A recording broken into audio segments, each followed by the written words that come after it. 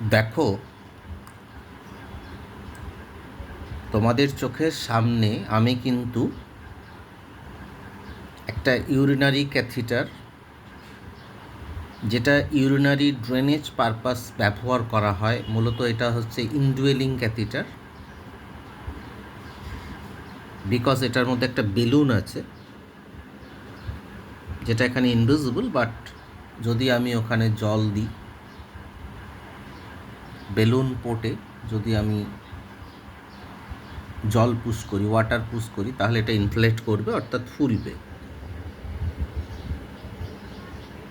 অদৃশ্য দেখা যাচ্ছে এই জায়গাটি হচ্ছে বেলুন পোর্ট, এখানেই বেলুনটা ফুলবে। আর এখানে দেখা যাচ্ছে ব্লাডার ওপেনিং, পরিষ্কার দেখা যাচ্ছে ব্লাডার ওপেনিং। এটা হচ্ছে প্রক্সিমাল পার্ট, যেটা কিন্তু গিয়ে তোমার ঢুকবে ব্লাডারের মধ্যে। কেমন? আর এটা হচ্ছে টিউবিং পার্ট।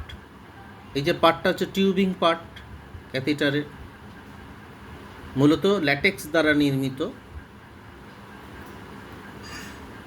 আর যেটা ডিস্টাল পার্ট, সেই ডিস্টাল পার্টে তুমি দেখছো যে একটা ইউরিনারি ড্রেনেজ পোর্ট আছে, যেটা আমরা ইউরো ব্যাগের সাথে কিন্তু ওটা অ্যাটাচ করে দিই। আর একটা বেলুন পোর্ট আছে, আমি আগেই বললাম যে এই বেলুন পোর্টের সাহায্যে, এটার মধ্যে কিন্তু ভালভ আছে, এই বেলুন পোর্টের সাহায্যে আমরা বেলুনটাকে কিন্তু ফোলাই। কেমন? তাহলে আজকে আমাদের একটি ইনভেসিভ সার্জিক্যাল প্রসিডিওর বা নার্সিং প্রসিডিওরের উপরে আজকে আমরা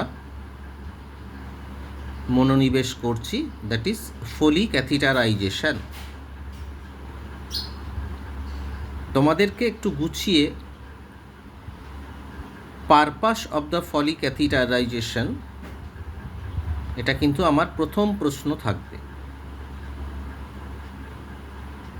পারপাস অফ ফলি ক্যাথিটারাইজেশন প্রথম প্রশ্ন থাকবে। তারপরে যে প্রশ্নগুলি হবে বা যে ধরনের প্রশ্ন আসতে পারে, আমি সেগুলোকে লিপিবদ্ধ করে একটি কোয়েশ্চেন আকারে তোমাদের সামনে উপস্থাপিত করব। আপাতত তোমরা স্ট্রাকচারস অফ ফলি ক্যাথিটার, এটা হচ্ছে একটি ইনডুয়েলিং ক্যাথিটার বা আইডিসি, যেটা ব্লাডারের মধ্যে পুশ করে দেওয়া হয় এবং ওটা ওখানে থাকে। তাহলে তোমরা এখন লিখবে পারপাস অফ ফলি ক্যাথিটারাইজেশন। কেমন? আর পাশাপাশি তোমাদের যে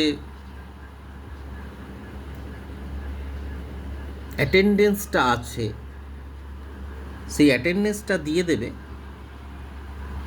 অ্যাটেন্ডেন্সের মধ্যে নাম, ফোন নাম্বার, কোন সাবজেক্ট নিয়ে পড়াশোনা করছো।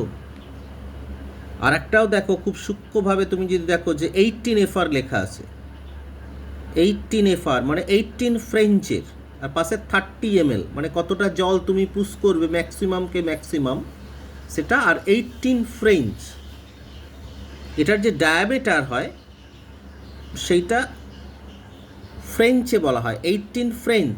এটা অ্যাডাল্ট মেল এদের জন্য ব্যবহার করা হয়। কেমন?